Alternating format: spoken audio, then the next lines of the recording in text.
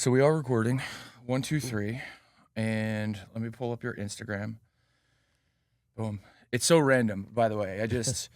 You posted first, what's your name? Christian Santiago. What's your Instagram handle? C Santiago photo. Okay. I first ran into you online literally just the other day, and I want to pull it up. Your Instagram handle is Christian Santiago. Yes? C Santiago photo. C Santiago. Can you spell it for me? Santiago photo. Got you. Okay. I'm following you back now. You posted the other day a reel, and it was talking about, I want to feel like it was talking about licensing, but I don't know if it was licensing. It was something. Licensing was a component. Yeah. Do you know which one Yeah. It's like I think it's the last thing I've posted, or the second to last thing I posted. Okay, let me just pull it up real quick. Is licensing unethical? And it was a banger. I appreciate it. Yeah, it was a 3-minute reel, so people probably got bored halfway through, but I should play that right this second, just so that way people know what I'm talking about. But I feel like it was a great topic. I'm just gonna play it once real quick. Unethical? Yeah. Are photographers ripping their clients off? Well, if you ask a certain cadre of photographers and their minions, unfortunately one who has a very... Okay, yeah. Can you just can you go into that? I think it's so important, and I try and teach other photographers that charging licensing is incredibly important if you want to make it as a photographer. And you don't have to have a large, huge following. You have to have a certain number of people willing to pay you for a great product. And your job is to deliver greatness. And because you deliver greatness, that holds value. And for example, some of my clients just came back to me. I shot them 15 years ago. And they were like, yeah, I've been using your photo the entire time. So, and I've been getting paid the entire time. And talking about a return on investment, like... Yeah. So the way you explained it in this was super educational, and I was wondering if you would re-explain it in this new environment. I mean, I'm glad you found it educational. I feel like I'm often screaming into the abyss when I talk about this stuff. A lot of other photographers tend to just, goes over their head. But essentially, photography and really any type of creative output is intellectual property. It's different than making a chair. And intellectual property continues to deliver, man, like years after you create it. Just like ask anyone who's ever recorded a song, anyone who's ever made a painting, and the value of that property scales proportionally. So any other creative person would be paid proportionally to that. But for some reason, for whatever reason, photography seems to be exempt from that, because photographers seem to think like, oh, I made a photo, it belongs to the client now, or the client seems to think that way. And so you get a lot of situations where a photographer will give away, 30 files, give them the raws, give them like unlimited usage, and they might have been paid one time for like $1,000, $500, whatever it is. And that really sucks. Like you're missing out. And, to your point earlier, like if you really want to make it, you have to treat this like a business. And there's a limit to how much of your time you can exchange for labor. So licensing is where we make up for all of that, especially like as you get older, man. Like I just turned 40, and those 12-hour days, like, shooting, they hit a little differently now. So I'm always thinking of ways to generate new income. And a lot of my income nowadays does come from either reaching out to clients who could use my photos. I'm an architectural photographer, so that's developers, realtors, architects, landscape architects, engineers, etc. Anyone who worked on a project. But that also extends to like portraits. I just shot yesterday the CEO of a major hospitality company, and they wanted a buyout. And it's like, all right, this isn't just like a headshot for a local realtor. This is someone who's going to use this photo for every correspondence with investors to portray a warm leading hand of confidence and assurance. Anytime this guy gets quoted in a magazine, in a journal, like they're going to use these photos, and they're probably going to use them for like 5 years at least, until the guy ages and he wants a new one, or, they replace the CEO, whatever. And that has an extensive amount of recurring value for the brand. So, I charged like 10 grand for a portrait. Let's go. Like, Yeah, this is the truth. This is like, that's the truth. Like I charged 10, and that wasn't including the retouching, and I had to pay my assistant and my makeup artist and whatever. But people would look at me like I'm crazy for Yeah. that. Like even my own dad, he called me, what did he call? He called me a pillo, which is Spanish for thief. When I told him that. But it's like, bro, like they're making proportionally a lot more value from those assets than what I'm charging. Like at the end of the day, what that 10 grand that I charged, it's a rounding error. It's a tax write-off for them.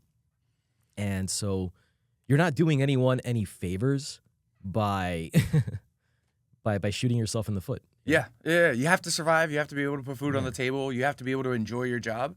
And if you're great at it, and you're great at your job, you're capable of getting people to look their best and execute, upon their vision or your vision or the combination of thereof. I find this part interesting. When did you learn that? When did you learn? That's actually a good question. It was a hard lesson.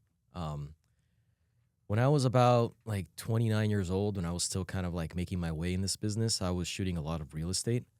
And I had an architect reached out to me because he saw my photos that I shot for a listing, and he wanted to use them, but he didn't like the price I quoted him. And he made this like kind of flippant comment like, oh, I'm just reaching out to you as a courtesy. If I really wanted to, the realtor's a buddy of mine, and he can just give me the images. And at the time, like I wanted to just like ram my fist through the phone, like, no, but I didn't exactly know why. Like I knew it was wrong, but I couldn't really like articulate why. I just knew like, no, that's messed up. Like you still got to pay me for it. And that kind of sparked this like, decade-long obsession with copyright and intellectual property. And I've been down that rabbit hole ever since. Can you go into it just a little bit for me on like, so do you use, what's the name? I use Photo Quote Pro. Oh, okay, yeah. I use BlinkBid. Okay. But it's kind of the same concept, yeah. Okay. And for the photographer that's just starting out, your advice for them learning copyright and the structure of how to pitch it and to sell it? Because one, I think educating the younger people is super important for keeping all of our values up, right? There's a thing called Pay the Writer that my buddy Joey Wright put me onto about writers getting paid. And I find it to be similar to this, but I don't think I have the tone for what it is to say to the young people yet. Yeah. So, let me see how I can articulate this. Can I curse on this, or is Yeah, this? cuss away. The clients don't give a shit about your intellectual property. Like that's the truth. Like they have their own purpose, goals, and at the end of the day, they want whatever gets them from point A to point B at the price that they are willing to pay. So you going on and like bloviating about like, it's my intellectual property, blah, blah, blah, that doesn't really sell. If anything, that often like creates a lot of friction, and it often turns them off. So the way to mitigate this is to what you said, educate the photographers, because if it's a standard, then it's less of a shock to the client, and the client learns to expect it. And the issue is that because photographers, like every other business or industry I can think of, has some kind of like standard of pricing. Like if you go to like a Honda dealership and you don't like the price of a Civic, you're not going to get like a new Toyota for $15,000, right? Like unless it's like a lemon or something.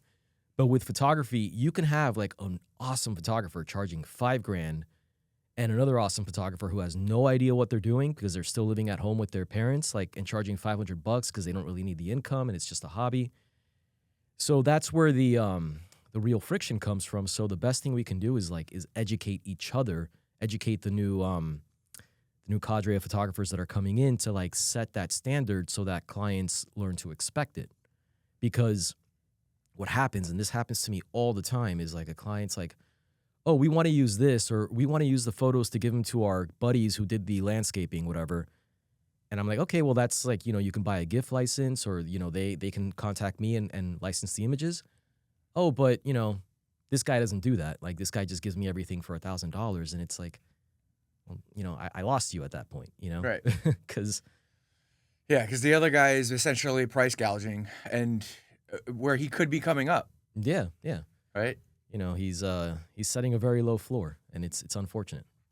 I kind of feel like it's a little bit of inevitability and during what has just occurred, but as creators want to make more money, they have to learn that the reason that the licensing or the what's the right word for it? The IP, the Yeah. copyright. Yeah. The copyright is your most valuable asset. You It know? really is, man. It pays. Look, licensing pays me when I'm sick, pays me when I'm on vacation. It pays me when I have a slow month and the phone's not ringing. And it pays me, it'll continue to pay me even if I decide to retire or do something else, because I make about 50% of my income just from photos that are sitting on my hard drive that people didn't even commission me to take, because I do a lot of shoots on spec, I do a lot of travel work, and I'm always pitching, I'm always reaching out to people like, hey, you designed this bridge, hey, you designed this museum, I shot this. And worst case scenario, I license one image for someone's website for $500. Okay, that paid for half my vacation, but I have generated checks for $5,000 for doing nothing other than just writing an email and emailing a few TIFF files or JPEGs or whatever. And there's a lot of power to that, because then when you supplement that with your actual client work, now you're a business. Mhm. Now this isn't just a hobby. Now you're not living check to check. Now you've got recurring income, and licensing is the recurring income stream that could potentially last you long after you retire. These assets, you can pass them down to your heirs. Just ask anyone who's ever written a hit song, man. Yeah, I like to compare it to music the most. It's the easiest comparison, and it's unfortunate because people get that, right? People inherently understand that if you want to make a commercial, you can't use a Taylor Swift song unless you're going to pay $1 million in royalties. Nobody really questions that. But when it comes to photography, people are like, well, why can't I just own the images? Why don't I own them automatically? That doesn't make sense. I already paid you for them. The work's done. Right. I can play the Taylor Swift CD in my car forever, whenever. Yeah, but it's different. Yeah, that's a personal use license. You pay $9 a month to Spotify to do it. And if you want to do that with photography, you would have to pay a lot more if you wanted to use the images for a scaled use of distribution. Yeah, I make a lot of my money through bus bench ads and billboards. And so There you go. yeah, they'll put their face or brand on a billboard, and then I get a license from that. Or the most I've had was a $10,000 buyout for a headshot as well, and they just bought everything out. But what I'm interested in is I guess the pitch for you is the education, but the pitch for me is I try and educate the client, and I'll do things because I think it's leverage. What you have is leverage with the copyright. So if somebody wants to pay less, well then fine, but you don't get the usage. And then that's the the lever for client or for photographers, I think. I agree. I mean, you have to read the room. You have to know who you're dealing with. If you're dealing with a buyer or a client who has experience, they kind of already know the drill. They expect it. You can have more of an adult conversation. But if you're dealing with clients who have never really had conversations about licensing, it could really intimidate them. So what I do in those circumstances is I charge what I'm going to charge for whatever usage I think they're going to need. And then my contracts specifically outline what they can and can't do with the image. So if I, bill them $5,000 and it's all right, you can do this, you can do print collateral, this, that, or the other, you can't do this. If they don't have an issue with it, okay, I got paid what I wanted and I'm not losing anything. But then that gives them the opportunity to then look through it and they're like, well, actually, we want to put it on a billboard on a bus. And then you can have that conversation, because then I just find they're more receptive to it. Whereas if you just jump in and tell them all right, well, what are you going to use the images for? You need this, this, and this. The license is going to run you that.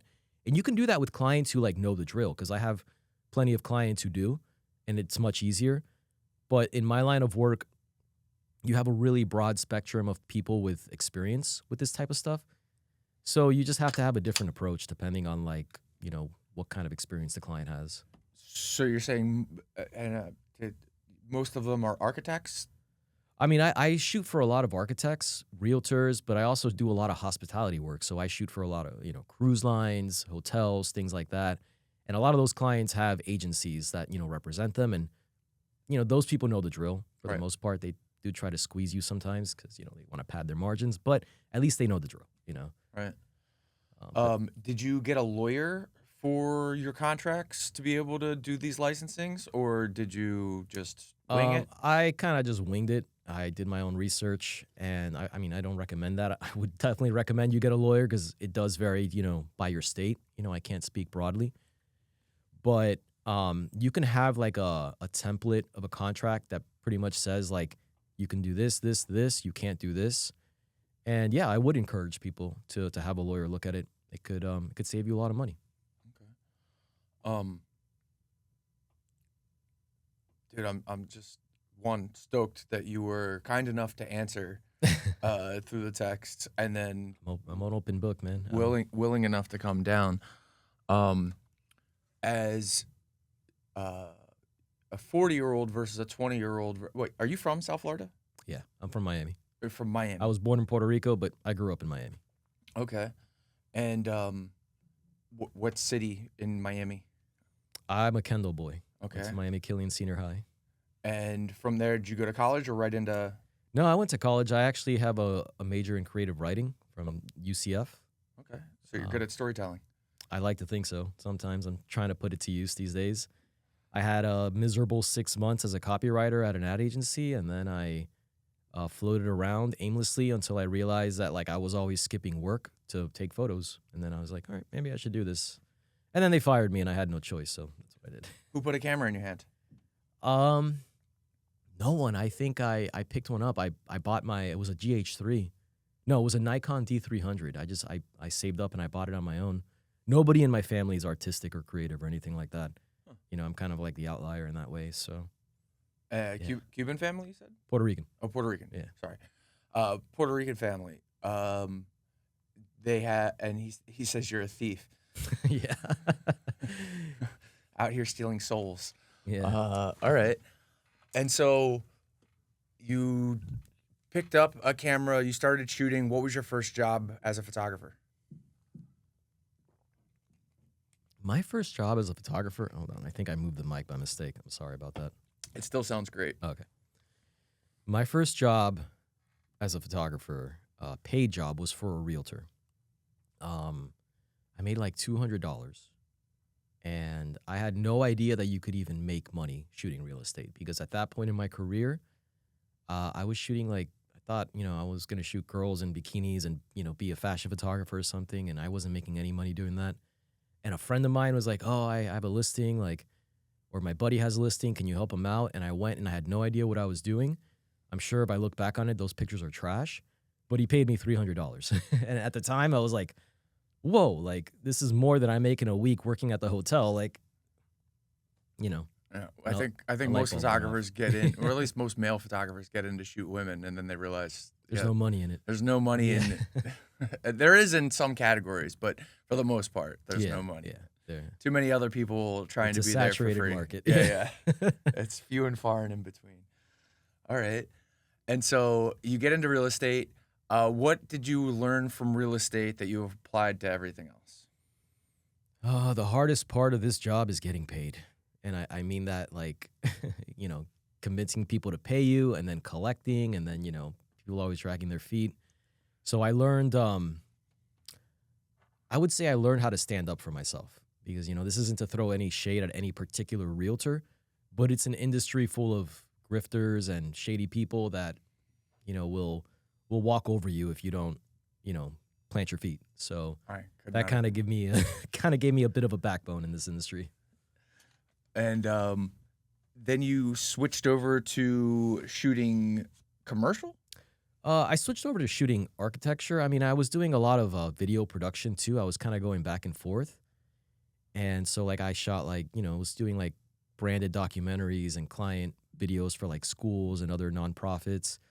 And then I got a call randomly. Somebody found my email they saw all my real estate stuff and they're like, hey, do you want to go shoot on a cruise? This photographer I hired, he like bailed last minute or something happened. And suddenly I went from like never having, anything larger than like a $10,000 client to having like my first $20,000 client. And I had no idea what I was doing. There was like a client was like, we want a buyout. We want this, that, or the other. You have to travel internationally. I had never done like a carnet before to like, get your gear from point A to point B. And I was just kind of thrown into the fire and I had a week to figure it out. And I had no idea how to charge for like a buyout, at that point. And I totally undercharged. I could have charged like 4 or 5 times as much easily. But at the time I was like, I just knocked this out of the park. And I learned from that. But I guess from that, it was like, wow, like I can make a lot more money doing the same thing I do for real estate agents, but doing it on a commercial level. And that's where I guess the momentum started rolling. Can you go into a little bit? What is the thing that you said for the cart? A carnet. A carnet. A carnet is pretty much like a passport for your equipment, so that when you take like your expensive gear to another country, you're guaranteeing that you're not going to sell it there and avoid taxes. You're bringing it back. All right, that's what that's called. Yeah. I've done that a few times. Didn't realize there was a name for it. All right. Where have you traveled to? I've traveled to all over the Caribbean, South America, Colombia, Panama Canal, Alaska, Hawaii, Greece, Turkey, Iceland, Barcelona, Japan, Germany, England, Scotland and England, and I think I'm missing 1 or 2, but that kind of... What's been your favorite place so far? Oh, Japan. Like, that's not... Yeah, it's not up for debate. That's not even up for debate. Japan and Turkey, I would say, are the 2. Turkey? Yeah. And Iceland. Iceland is a top 3, yeah. Did you take a trip to Turkey? Is that why your hair looks so good? No, that's just genetics, man. Like, that's just my dad. My dad, I have him to thank for that. I've been gray since I was 16, but I get to keep it, so. All right. And then why Japan? What makes Japan so great? I mean, for someone who likes to shoot architecture, it's just something you don't see anywhere else. Like the dedication to perfection, the craftsmanship, the landscape, like, the culture.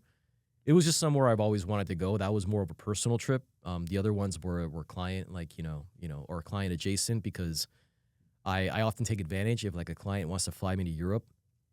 I'm like, all right, well, I guess I'm taking like another 2-week vacation, since the flight's kind of already paid for, And you feel like one job just led to the next job, led to the next job? Yeah, well, that particular job that I mentioned for the cruise line, that created a very long, healthy, like standing relationship. I've been shooting for them for almost 10 years, if not exactly 10 years now. But then that also allowed me to have the portfolio to expand my clientele and, kind of have like a proof of concept.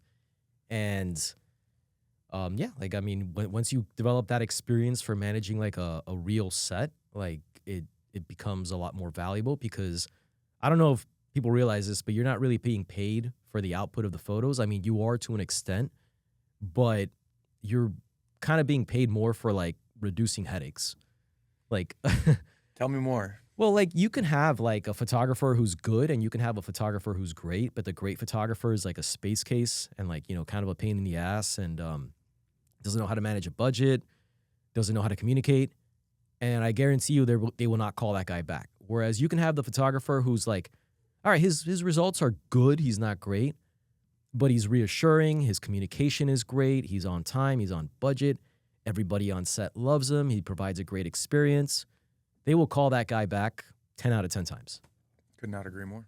Like I can tell you just firsthand too, like I'm not a headshot photographer. I did a little bit of headshot photography when I was first starting out, but I quickly deviated from that and I hadn't shot a headshot professionally for a client in probably like 5 or 7 years.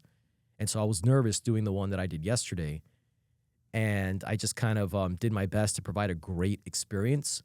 And they told me, they're like, we've done multiple headshots in the past. Like, this is like the best experience you had. You and your team were a joy to work with. And I'm pretty sure like the images, like, they're going to love them either way. But that's going to be like what the impression is. Right. The experience that they had. Yeah. That's what's going to make them recommend you. Like because recommendation, like referral, this business is a lot about referrals. Like you can do so much with your marketing, your SEO, but there's no better client than the one that is a warm lead because somebody like vouched for you. And referrals do not come from like, yo, this guy produced the most amazing photos ever. The referrals come from like, this guy was awesome to be around and, he took care of me and, A great experience. Yeah. All around. It's got to be full circle. Man, thank you, by the way. You're giving away a lot of the sauce. Let me just double check. This third camera, again, is still a little wonky. I'm just going to pretend like it's not, and I'm only going to keep the two cameras. That is what I'm going to do.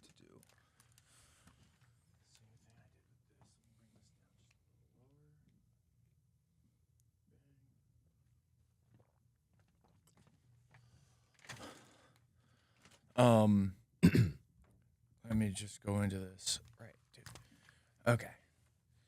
You've got 3,668 followers, which, it's not a lot. It's nothing. It's not a lot. But I try and tell this to people all the time. Like, it's not about the number of followers you have. It's about the quality of the people that are following you.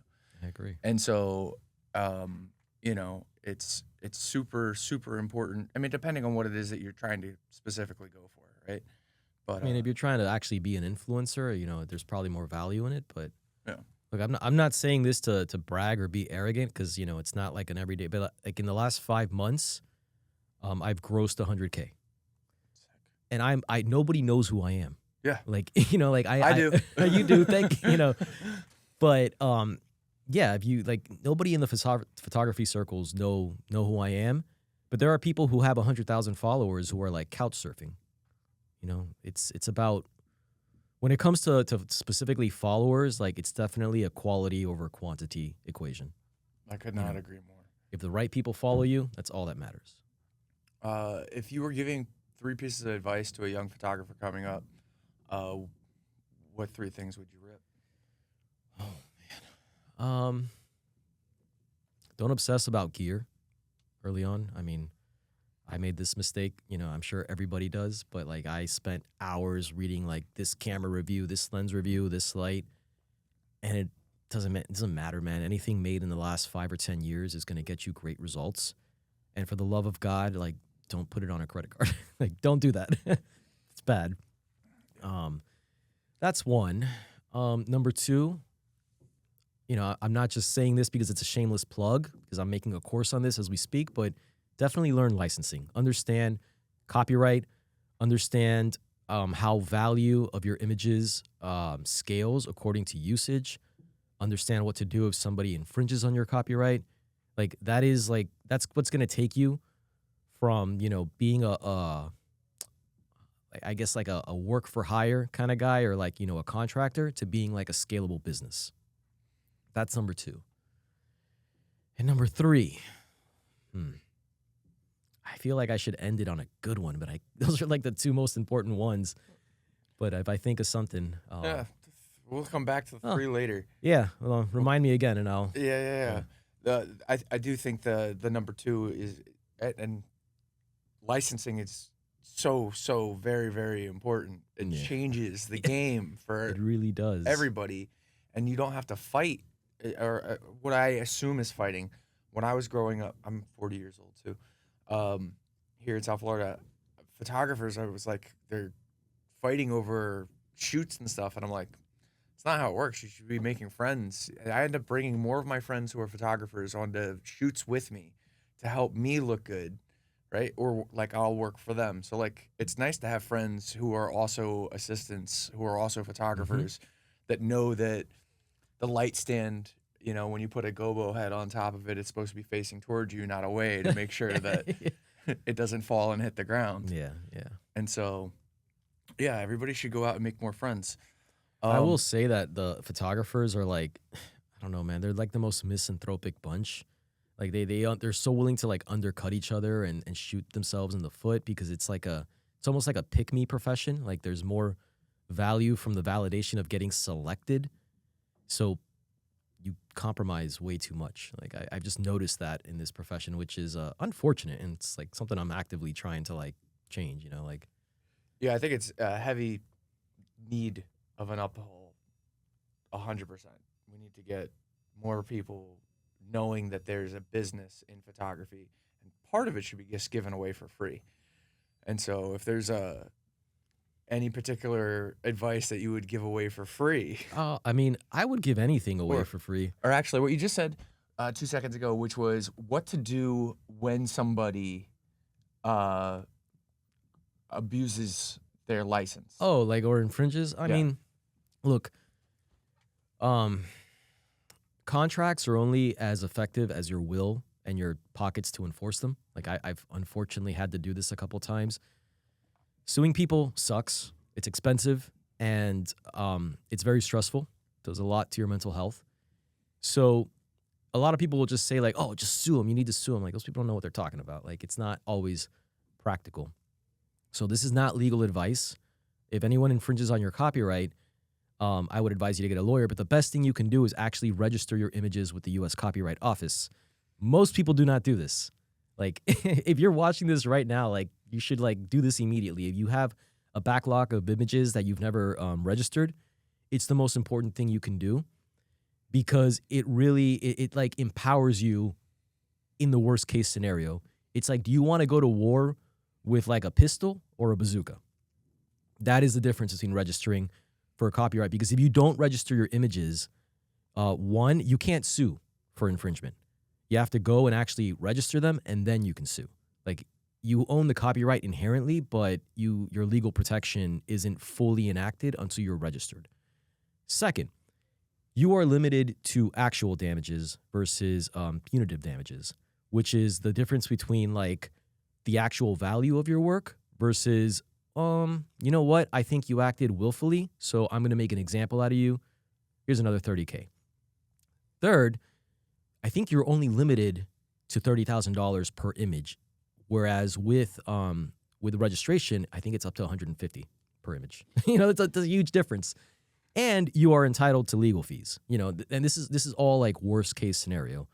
So the best offense is, in this case, is a great defense. Like, just set yourself up to play right away.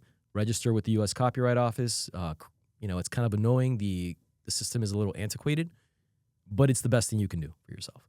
And then if you're actually confronted with an infringement, now you are prepared on all fronts.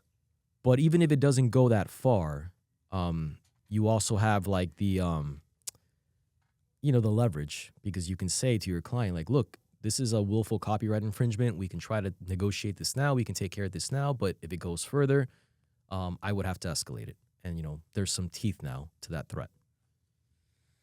Great advice. Yes. Great advice. I guess that would be number 3. Yeah, great advice. Do you play sports? Or is this a side quest? I mean, I played volleyball in high school, and I like to play basketball. I'm not very good at either, but, you know, it keeps me in shape. What other hobbies do you have? I like to garden. I like to do a little Muay Thai. And really, like, I mean, I'm kind of boring in this regard, but, like, photography is kind of my life. Like, when I'm not doing it professionally, I'm doing it personally. My favorite thing to do in the world is to travel and walk around the new city and just take photos. Like, you know. Because you're taking photos of the architecture. Yeah, and the lifestyle or the landscape. Like, but I love traveling and shooting. Like, if I wasn't getting paid to be a commercial or professional photographer, I would still be doing that.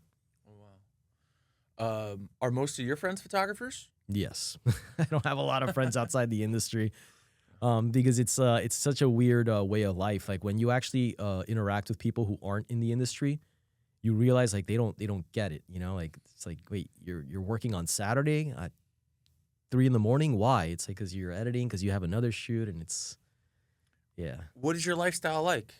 That's a perfect example of what to expect. I mean, everyone's is different. Like, you know, I'm not married. I don't have children, so your mileage may vary. But I specifically became a photographer because I'm a very, like, walk to the beat of my own drum kind of person. And I hate being told what to do, where to be. Like, I could never have a boss. The last real job I had, I was fired from. And the one before that, I think I was also fired from. Like, I've never done well with corporate structure. So my lifestyle is, like, I wake up when I feel like waking up. And depending on my agenda for the day, I do my work, and then I go to the gym, and then I walk my dog, and then it's like 10 o'clock at night, and all of a sudden I'm sparked with creativity, and I'm shooting a personal project in my living room, or I'm editing a YouTube video. It's very different, depending on how I feel that day. I don't have any kind of consistency. I'm kind of This Yeah. is every Kinda photographer I know. Yeah. All right. You seem like a very well put together human being. I appreciate that. well- I promise you. You dress well. Your eye for sure, on Instagram is incredibly good, and so subconsciously that is telling me that you're a well put together human being, right? All those things appreciate stack that. up, Appreciate that. and then it lines up with what it is that you're doing, and so it comes off very well. Your content is eye catching, and Thank you. for lack of a word, you've got good taste. That's actually the nicest thing anyone could say. Like, Yeah, you've got good taste. thank you. Which is what I think people are really hiring photographers for. I agree, especially now with one, like there's no barrier to entry anymore in photography, and almost everyone's pretty good on a technical level. It's really not that hard to be a good photographer if you put in a little effort, little elbow grease, and of course the looming threat of AI around the corner. It's like depending on how you feel about it, but I think having good taste and having a good eye will make you more distinguishable. I think those who have that will have the leverage, especially as people prioritize more analog experiences and like, I want this to be real. I want this to be made by a human. And so the people who understand that, I think, are gonna do better than others. I think AI is a really good placeholder for a lot of things. I mean, like I get to use it all the time, but every time that I've tried to I can make super realistic images, but it's of a fake person. Yeah. It's hard for me to take a real person and get them consistently looking real in every single AI at the moment. I know it's the worst it's ever going to get right this second, Yeah. but this is where I think people like us get to win because we can combine the two. I replace people's jackets. They wore a crappy shirt. Well, I got their real headshot. So now I can replace the outfit that they're wearing with something that makes them look more luxurious, or I can get back to, I can change the background if I need to pretty seamlessly and pretty easily. And so the work is still in the shoot itself and the experience, but AI helps me. I mean, it used to take me 4 weeks to edit a photo. Now I can get it done in 24 hours. Yeah. It definitely helps with a lot of cleanup and compositing. Same thing. Like, it would take me like 3 days if a client was like, we want you to remove this dumpster from the image that's blocking part of the building and replace part of the building. And that would take me like days in Photoshop to do. And now Nano Banana can do that in seconds, Yeah. It's wild. How do you charge for that? Do you charge them for those small additional edits? Or is Okay. that part of the overall deal I for always you? charge separately for post-production, and I separate it into 2 tiers. If it's more of like a basic edit, like, adjusting your exposure, contrast, a little bit of cleanup. And with my style of photography and architecture, I do a lot of flash layers. So one file can have like 20 layers. And that's kind of like my standard editing process. And then anything that I would consider like an advanced composite, like, hey, like we want you to, we shot this in Iceland, but it needs to look like the Caribbean with turquoise water and sunny days. And well, it's like, well, it was cloudy and stormy and cold and wet when we shot it. Like, that's separate. Yeah, that's gonna be per scope. You just gave me a little bit of insight into your workflow that I actually hadn't even thought about as a photographer. You just said you work on 20 different layers of photos. Yes. Now, for real estate, I would understand bracketing, which is 1, 2, 3. Are you bracketing with 20? But not with natural light. It's with supplemental lighting, either with my LEDs or my flashes, because I'm either recreating light. How should I put this? Like, if I want the place to look sunny, but it's a cloudy day and I'm shooting an interior living room, I'm gonna position my lights in a way to make it look like sunlight. And also, If you're shooting somewhere where like there's just no good light at all, you have to kind of recreate it. And depending on the level of polish you're going for, like some clients want something more polished and punchy and, you know, contrasty. Some clients want something a little more editorial.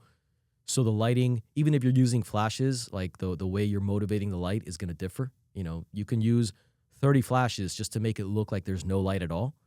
Or you can use one flash to just like give a nice crunchy look to the image. But yeah, because you're constantly moving and shaping the light, especially with larger spaces, like if you're shooting on a cruise ship, man, like those spaces are meant to hold like 500 people at once, you know. Tell me about this. This is a whole new problem I've never even had to experience. So like, how do you break that down? I mean, all right, a cruise is a huge room with 500 people, so I'm assuming like a movie theater. Yeah, it's a whole other logistical issue. And you're shooting wide, super wide? For a lot of these shots, yeah, I'm shooting on my 24 millimeter tilt shift. Okay. And tilt shift to make the lines go vertical. To keep your perspective straight, you know. It's my Canon 24 millimeter tilt shift has made me more money than any piece of gear. I've had it for like 10 years, and yeah. But to approach it, you always want to identify your light source first. Like, hey, what's the motivating light here? Is it the RGB LEDs from the theater? Is it the window? Is it, you know, is it sunny? Is it cloudy? And then you shape your light around that. So if I know that the client wants a sunny look with harder shadows, I'm not going to use any diffusion, or I'm going to use minimal diffusion. And I'm going to make sure I'm going to get enough shadows, you know, across the image and to give it that really punchy look. And then I might shoot an ambient light image with no shadows. And I usually blend the two. It's like, you know, painting the flash layers over the ambient layers. And this is where taste comes in, because you can easily overcook it and it looks like kind of like fake and it looks overdone. But if you're doing it right, it doesn't look like you used any flash at all. It just looks really good natural light. And you do 20 layers. Oh, I've done like 50. Camera staying in the same place. Yeah. You're just readjusting the lights and over and over. Yeah. So similar to like nighttime photography for real light estate. painting. Light painting. Yeah. It's the same so concept. it's light painting. Yeah. Okay. Damn. How long is that session? And when the boat moves, you move? Well, like it's like when you're on the ship, it's like I don't know, it's like being on the planet Earth. Like it's moving, but you don't feel it. Right. So like it, you know, as long as everything's moving consistently, like that's not the issue. Being on the ship is more of a logistical nightmare because you don't have any control over the environment. Like if the windows don't close and you need to block out the sun, like you need to like, I don't know, man, it takes like an act of Congress to get anything approved on those ships. So like you have to ask one person who has to ask their person who has to ask their person. So it's you have to come prepared with everything you would need for an unpredictable environment.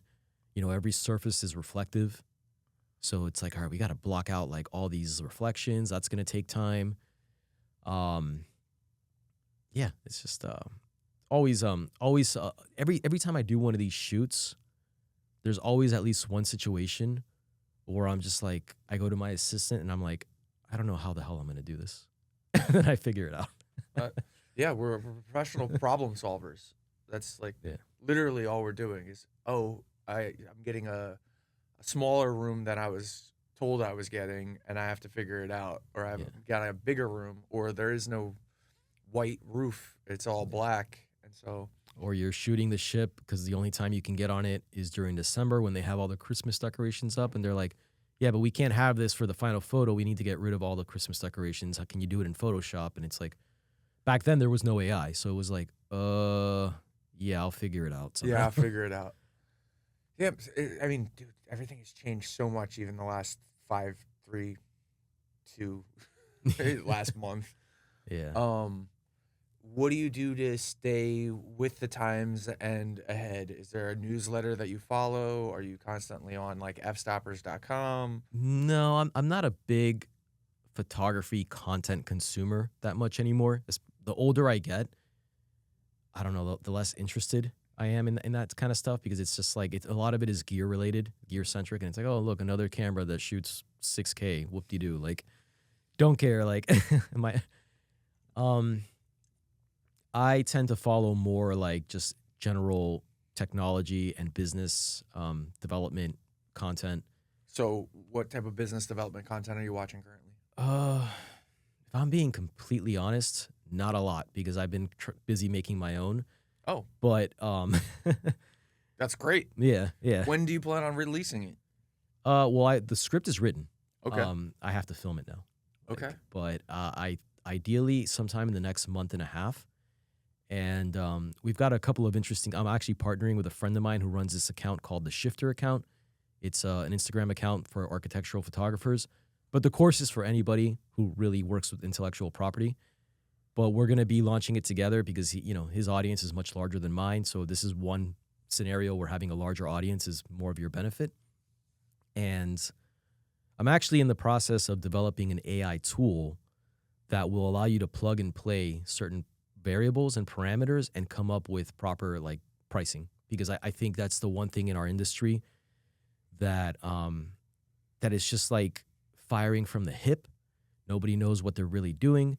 And I always say it's like a little bit of art and a little bit of science because like a lot of times it's just like what you can get away with, versus what the client's going to pay.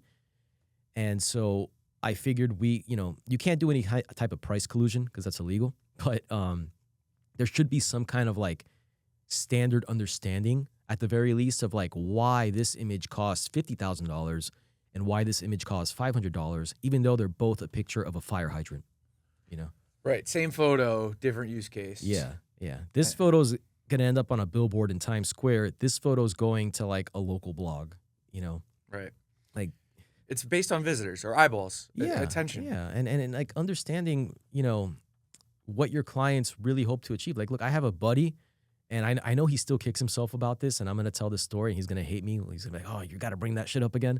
But look, he did a shoot for another hospitality client. And it was supposed to be like a social media shoot. And he just did a work for hire agreement without like really understanding. He's like, he got paid one time. And I think he made like $7,000 off the shoot. It was like 4 years ago. And next thing you know, his image is on a billboard. It's on I-95 right now. You can drive and you can see it. It's a big ass billboard on the side of a building. Can't miss it. And he didn't get paid a single penny more for that. Well, let's help him get paid. What's his name? Sorry, Alex.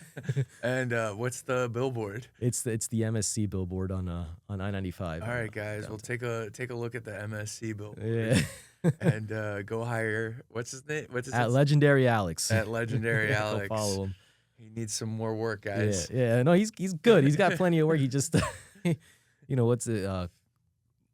Cry once, buy once, or cry once. Buy once, cry once. Yeah. That's my line. Yeah. I love that line. Yeah. I absolutely agree. What's your buy once, cry once piece of gear?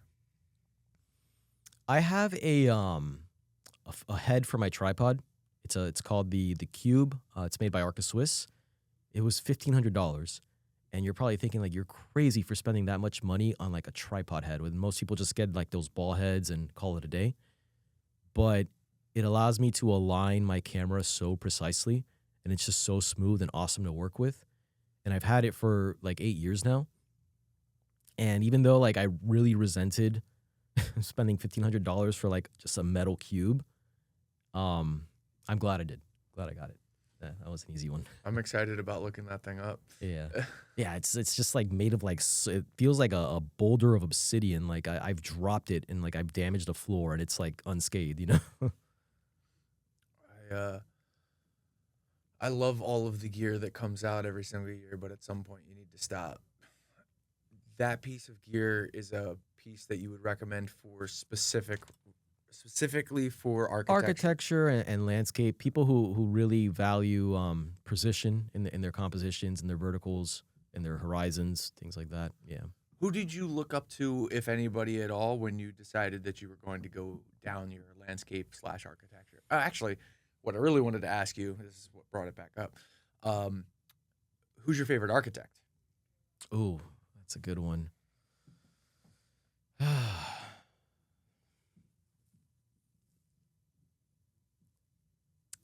would say, Harry. I'm forgetting his name right now. I'm drawing a blank right now on his last name. No worries. If you want to try and look it up on your phone, you can look it up. Hold on. I should have known this because I actually shot one of his houses in Malibu.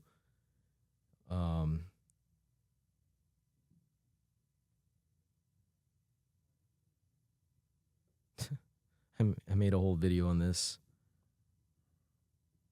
Oh, shit. Harry, was it? No. Yeah, Harry Gesner. That's who it was. Harry Gesner. Harry, let me see. Yeah. Harry Gesner and I guess John Lautner would be the two. Harry Gesner, yes. Big fan. I love a lot of mid-century modernist like architecture. I don't want to like front and pretend I'm a bigger architecture like savant than I really am, but I know enough to know that architecture used to be a lot cooler. And now it's like so minimalist and so like cost cutting that it's like boring. Like, you know, you used to have like gargoyles like etched into the side of a building, and, you know, even everything from like a doorknob to a street lamp was like some intricate work of art. Now everything just kind of looks the same. It's all cookie cutter. It's so boring. You know why? I have my theories. Can I Can I get one? Well, a lot of spaces are designed for to appeal to everyone. Multi-use. Because it's like, all right, if this was a McDonald's, but this doesn't work, I need it to appeal to a Starbucks. Correct. Yeah, and it sucks. And it's killing. It just kills like the aesthetic of a place. It's part of the reason that I like downtown Miami is like the buildings are actually, although they're all looking like The Sims, but like cool individualized Sims versions versus like cookie cutter houses that are everywhere. Like if you go to like China, for example, like, and look, there's reasons why their architecture is way more elaborate than ours. It's easier when something is state sponsored and it's like a, you know, but like their airport looks like something out of Star Trek. Oh, wow. You know, like they have this airport that looks like a star made of gold, and it's just like, wow. Like, you know, some of the stuff like that comes out of there. And then you come to, you know, parts of America and it's just like, oh, another white box, you know? What to transfer back to the name of the podcast, which is Local Rules Apply. What in Miami would you say the local rules are for photographers? Or it doesn't even have to be that, but like things that you think that if I was an outsider, as I am, like you would tell me, hey, do this or don't do this. Like related to photography or Miami in general? Miami in general. Oh, don't be the first one to show up anywhere. Like Miami does not run on time. Like if the party starts at 9 o'clock, like nobody's showing up till like 10:30. Yeah.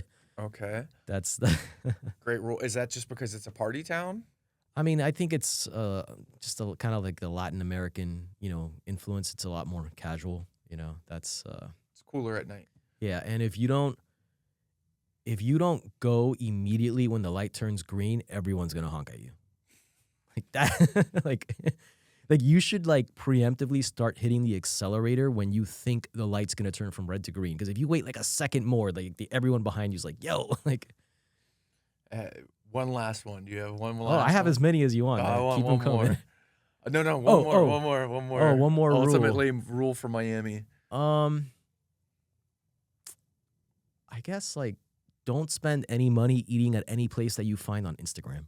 Like it's all like overhyped and overpriced. Like at least that's me personally. Like I've been so disappointed with so many meals in Miami. But the best meal you can have in Miami is just go to like a Nicaraguan fritanga place, like Caña Brava or something like that, and just get like a carne asada. And you'll spend $15 on a big plate of meat and rice and, you know, whatever other sides you want. And I guarantee you it's going to be so much better than like the $200 like Instagram looking meal that you went to. Since you grew up down here, did you go to like school trips and stuff like that? I didn't go on many. I think I went to like the Barnacle House in Key West when I was like in 4th grade. Okay. And I skipped my own grad night because I went to a bonsai concert back when like 94.9 Zeta was still around. And I have no idea Oh, what. it was a rock station in Okay. Miami, and they used to give like concerts at the annually at the West Palm Beach Amphitheater. It was like, you know, The Offspring, Puddle of Mud, and those bands. And it was on the same night of my high school grad night, and I just skipped it and I went to the concert instead. Fair enough. The graduation night. This is high school. Yeah. All right. In high school, did they have? No, it would have been like middle school. So the only thing that you went to, like, you didn't go like to the Seminole stuff. I would assume like they would make you guys go to like Alligator Alley or something. No, I never. I mean, I'm sure other schools did, Okay. but like I think we went to like the Science Museum once, and like, yeah, that's it. Like, I guess there was no budget for school trips in my school. And then you said Kendall, right? Yeah. So is there like any history with Kendall in like, I mean, as far as I know, I'm an outsider, right? I hear like the Cocaine Cowboys ran everything down here. But then like I come down here and I'm like, I have no idea what that really means. So like, meaning like it was just all what I imagined to be, what's the, say hello to my little friend. It's all money laundering. Yeah, it's all, it's all based. Miami's all built on money laundering. Has that changed? I feel like with all the new companies coming in here from I mean, it was cocaine and now it's crypto. It's just it's just crypto and real estate. It's just I always say like Miami's just kind of like, I mean, I don't mean this to be disparaging. Like, trust me, Miami's great. There's a lot worse places you can live, but it often feels like it's like a prop of a city. It's just like like you would see on a movie set, and it's just kind of like a playground for people who just want to hide money. And it's mostly through real estate. Like. Huh. I know that's not a very like positive light, but it's just the truth. I mean, A lot of good stuff comes from it. Like, a lot of stuff in Miami was built by drug dealers in the past, and now it's just, and now it's good. yeah. Now a lot of that stuff's good. The sins of our fathers are not the sins of us. Okay. Dude, I really appreciate you taking the time to come down here. It's been about an hour. And I know it's been very one directional. It's been me asking you a lot of questions. I don't mind it. Is there anything that I didn't ask you that you wish I had asked you? Let me think about that for a second. I guess you know what?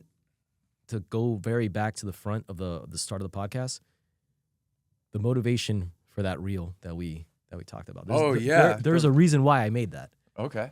And it started because a buddy of mine, who's also a photographer, he's a headshot photographer in North Carolina. Shout out to Kevin. He posted a video talking about his pricing structure. And he says, like, look, in one of my sessions, I charge $500 and I give away 2 edited images with that. And if they want more images, they gotta, they pay separately. And I don't know, you're the headshot photographer here. Like, do people really use more than 1 or 2 headshots? Like, so most of the time, not, but he's following the standard. Yeah, which was what I figured. Like, yeah. And there was another photographer who has a pretty prominent podcast, and he's more of an adventure commercial photographer. He kind of chimed in and basically started calling photographers who charge appropriately, like thieves and grifters, and like saying like, you guys are overcharging your clients. And then that's when I stepped into the comments, and I probably shouldn't have got into this to the shitstorm of a commentary. But I did, and then I was like, no, I need to rectify this. Like, I need to set the record straight on why we charge what we charge. Yep. And like, look, man, like, different photographers of different genres charge differently because they value their work differently than we do. For example, like when you shoot a bar mitzvah, bat mitzvah, or wedding, or events, or nightclub stuff, the nightclub expects to be able to get almost all of those images because that's what we used to give away all of the time. Right? And so I feel like that's the big difference. We need to teach the genre of photographers how each genre charges. Does that make sense? I follow. I mean, I don't do event photography, so I don't really know. I can't comment on the standard because my reaction would be like, if the nightclub wants to use my images, they're gonna do what with them? They probably sell like $50,000 worth of liquor a night. Right. Like, no, I'm charging them. They're gonna hate me. That's probably why I wouldn't get any work as an event photographer. More education. Yeah, like you have to realize, like, and I'm not trying to disparage anybody who's making, but like these clients make a lot of money. They don't know. They don't have any clue how much money they make. Yeah, like if you're shooting for a brand and they're gonna if the brand is paying $20,000 for images, they're gonna spend $200K on like whatever campaign, media, ad buy like they're making, and like your production costs are like the smallest like line item for them, like in terms of like the hierarchy of expenses. And so when a brand is making like even a local coffee shop with like 3 or 4 locations, that's still like a $5-6 million a year like in revenue business. Like and your images carry like the visual weight of everything they're promoting. Like there's a reason why people come to you for photography. Like they're not they're not just buying photos because somebody wants a picture of their, the sneaker they're selling, like it serves a purpose. Like it's to monetize everything. And if everybody else is making good money, you should make good money too. Like if I'm making you money, if you're using my images to go out to make, $1 million a week, like why shouldn't I make 30 grand off of this shoot? Like I will never forget like the time that a client of mine, he got a little buzzed and he let out a couple of things he probably shouldn't have told me. And he was like, "Oh yeah, your images are going to go here, and then that website produces $1 million a week in revenue for us." It's like, all right, fine. Like, I'm not arrogant enough to think that like my images are carrying all of that. I'm sure there's a lot of other things that go into that. But my images are what the customer sees when they're like, do I want to click and pay for this? Or do I want to upgrade for that? Do I want to pay an extra $3 grand for this package? Like, I'm trying not to like give away like who my clients are for some of this stuff. Don't do that. Yeah. But it's just remarkable how much money is made in a lot of these businesses. Yeah, and the imagery sells it. I mean, you pick a movie based on the cover art, and most everything else. I mean, even in the grocery store, it's super important. There is a disconnect, and I very much want to push to educate everybody. So bravo on what you're doing. Thank you. And keep doing it. And dude, I'm super stoked that you just took the time out to make this happen. It was fun, man. I appreciate it. Thank you for having me. Thank you for reaching out. Yeah, man. I'm gonna turn this off, and unless you have any other questions. No, I mean, I think we covered a lot. I mean, but I'm an open book. Like, I'm not one of those photographers who gatekeeps. Like, if anybody could slide into my DMs and ask me a question, like, I will tell you how much to charge for something. Like, I will tell you like how to handle it to the best of my ability. Yep. Yeah. I mean, you should look at Photo Quote Pro. They did a very good job over the years. It's an XBiz. Or is it XBiz? No. Biz. What's your CRM? What CRM are you using? A BlinkBid. BlinkBid. Yeah. I think it was a BlinkBid product, or I was just maybe partnering with it. So that BlinkBid also has licensing. Yeah. You can build licenses in BlinkBid. Yes. Yeah. All right. Do you use any other POS systems? No, that's it. I'm pretty bare bones. What insurance do you carry? I have Hiscox liability insurance. Shout out to Hiscox. Very, very important. Incredibly important. Yeah, Another thing photographers should learn. Have you had to call on your insurance ever? Where's some wood to knock on? Yeah, that's right there. I'll lock on it in a second, but no, thankfully not yet. All right. I'm gonna shut this thing down and take a look at it. All right. All Awesome, right, man.